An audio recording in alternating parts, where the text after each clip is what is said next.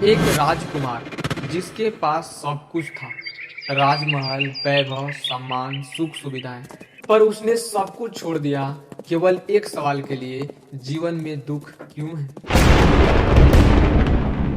आज हम उसी पुरुष की कहानी सुनेंगे जिसने न केवल इस सवाल का उत्तर पाया है बल्कि पूरी मानवता को जागना सिखाया। यह कहानी है महात्मा गौतम बुद्ध की। 6ठी शताब्दी 563 ईसा पूर्व कपिल वस्तु का महल में राजा सुधोधन और रानी माया देवी के यहाँ एक बालक का जन्म हुआ जिनका नाम रखा गया सिद्धार्थ। इस नाम का अर्थ था जिनका हर लक्ष्य सिद्ध हो। जन्म लुम्बिनी नामक स्थान पर हुआ था जो आज नेपाल में है।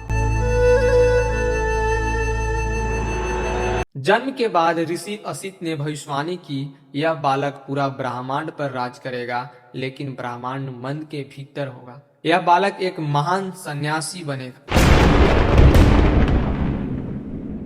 राजा ने कहा, मेरा पुत्र एक महान सम्राट बनेगा। गौतम बुद्ध के जन्म के 7 दिन बाद उनकी मां की मृत्यु हो गई। उनका पालन पोषण उनकी मौसी प्रजापति गौतमी ने की। सिद्धार्थ को बचपन से ही महल की सुख सुविधाओं में सीमित रखा गया। उन्हें न दुख के बारे में पता था और न बीमारी के बारे में और न ही मृत्यु के बारे में। केवल फूल, संगीत और उत्सव ही दिखाए गए। परंतु जब तक मनुष्य में जिज्ञासा है तब तक प्रश्न जीवित रहते हैं। 16 वर्ष के सिद्धार्थ को राजकुमारी यशोधरा के साथ विवाह करा दिया गया और फिर संतान भी हो गए। सिद्धार्थ की आयु 29 वर्ष की हो गई और यही वो वर्ष था जो सिद्धार्थ के जीवन को 2 भागों में बांट दिया। उन्होंने पहली बार महल के दीवारों के बाहर कदम रखा और उन्होंने देखा एक बूढ़ा आदमी, एक बीमार शरीर, एक मृत देह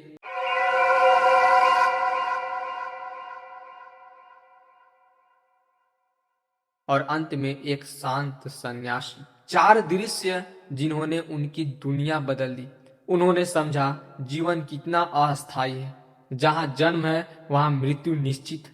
सिद्धार्थ ने अपनी पत्नी यशोधरा और पुत्र राहुल को अंतिम बार देखा और चुपचाप महल छोड़ दिया। यह था महाविनिष्क्रमण, त्याग की वह यात्रा जिसने इतिहास बदल दिया। अब शुरू हुआ सत्य की खोज का मार्ग। उन्होंने जंगलों में साधना की, महान आचार्यों से शिक्षा ली, अलार कलाम और उदक्र रामपुत्र से, पर उन्हें महसूस हुआ अत्यधिक तपस्या भी उतनी बड़ी है जितना विलास, क्योंकि जहां अतिशय है वहां शांति नहीं। 6 वर्षों तक उन्होंने खुद को भूखमरी तक पहुंचा दिया पर सत्य नहीं मिली। एक दिन एक महिला सुजाता ने उन्हें दूध और खीर दी। वहीं उन्हें समझ आया सत्य चरम में नहीं संतुलन में। उन्होंने स्नान किया और बोध गया कि एक पीपल वृक्ष के नीचे बैठ गए, यह संकल्प लेकर कि जब तक सत्य न मिल जाए उठूंगा नहीं। 7 सप्ताह तक ध्यान, माया के प्रलोभन, भय और स्मृतियों की आंधियां चली, पर सिद्धार्थ अडिग रहे। और फिर एक रात पूर्णिमा की शांति में जब अंतिम अंधकार टूटा तो सिद्धार्थ जग गए।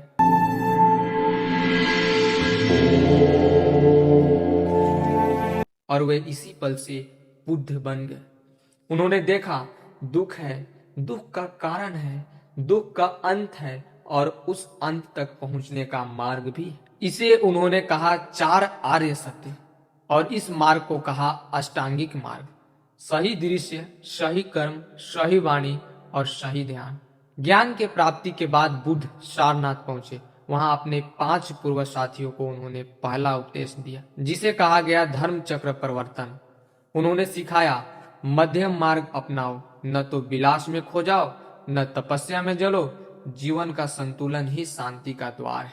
यहीं से शुरू हुआ संघ जो आगे चलकर विश्व का सबसे बड़ा आध्यात्मिक आंदोलन बना। अगले 45 वर्षों तक बुद्ध भारत के गांव-गांव घूमे और कई भिक्षुओं और राजाओं को बौद्ध धर्म का ज्ञान दिया और बौद्ध धर्म को अपनाने के लिए प्रेरित किया, जिनमें मगध के बिंबिसार और अजात शत्रु, कौशल के प्रसेनजीत और कौशाम्बी के उदयन शामिल थे। बाद में सम्राट अशोक, कुषाण सम्राट कनिष्क और यूनानी राजा मिलिंद बौद्ध भिक्षु नागसेन से दीक्षा लेने के बाद बौद्ध धर्म को अपनाया और इसके प्रसार में महत्वपूर्ण भूमिका निभाई।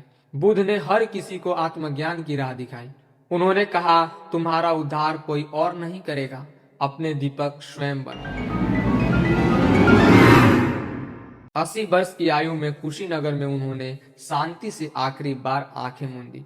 इस घटना को कहा गया महापरिनिर्वाण।